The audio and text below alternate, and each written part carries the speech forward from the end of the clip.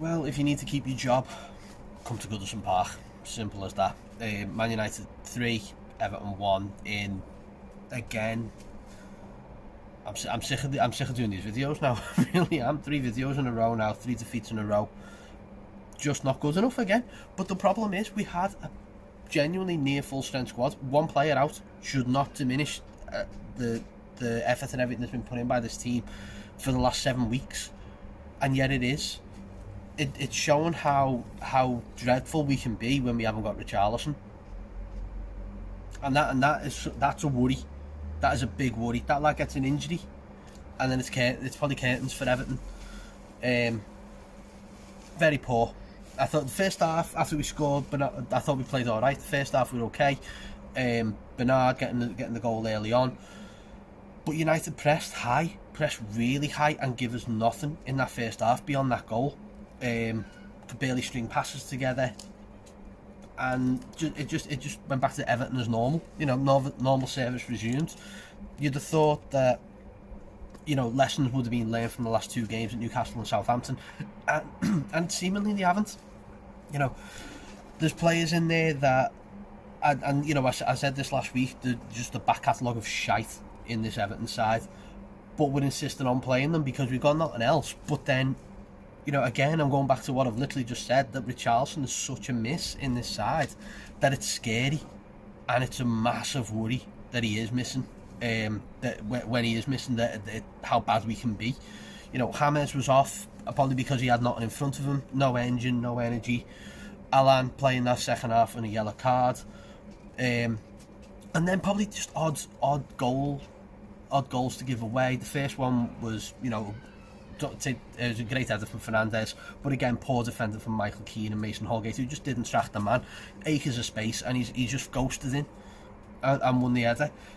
Second goal, which they tried to get to Rashford, is just a lob, and he hasn't touched it, and it's just bounced through. But no one's even tried to, no one's tried to close him down. Fernandes, and I'll come back to Fernandes in just a second. And we got into the half 2-1, and that is just so disappointing that there wasn't any reaction from Everton, and that's what's hurt, I think, more than anything. Second half we come out a little bit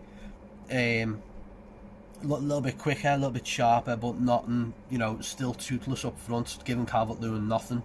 It's the 3rd game in a row where he's just chased shadows, and unfortunately for him, he's had 1 goal in 3 where he was banging in goals for fun, and it's just not happening for the lads at the moment. But I think with Richarlison back next week, that might improve, fingers crossed. But let's just go back to, the talking points are going to be more about Bruno Fernandes. Time and time again, the lad just went into tackles high. He had more yellow cards the last 3 or 4 games. Never mind, he was on a yellow and didn't get sent off in the second half. That was very, very surprising.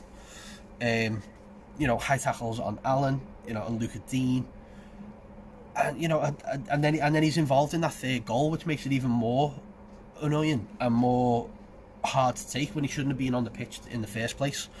But then we'll go back to the other VAR decisions. So we'll look at the one where they're continually saying that Harry Maguire was taken out by Jordan Pickford and Michael Keane.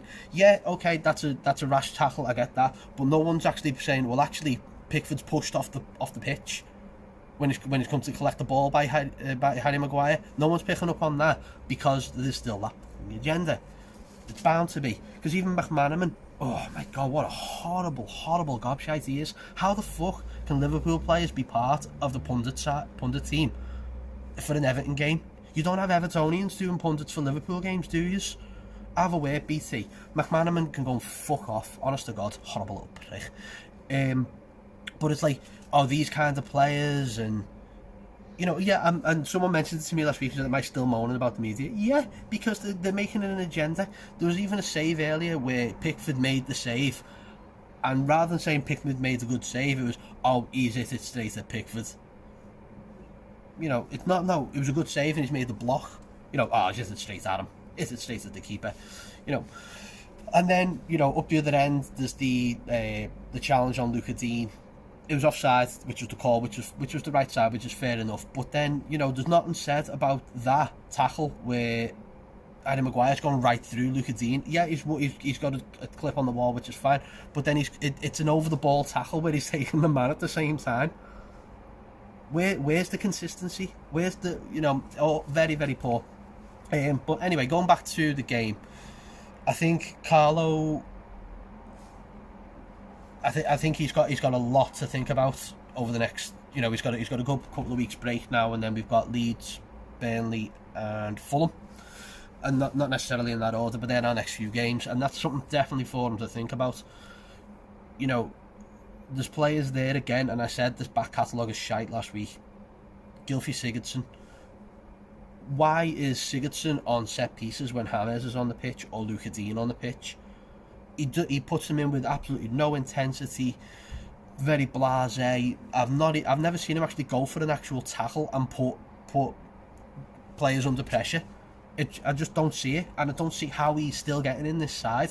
Even Iwobi, who come on for, they come on for, I forget who he come on for, but Iwobi coming on, but look sharper, look better already. So we'll leave it at that.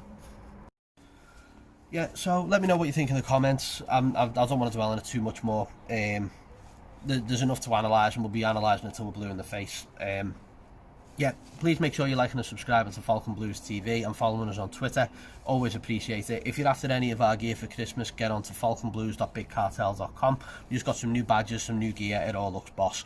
Until then, up the fucking toffees. Colin Chong, sort it out, Everton.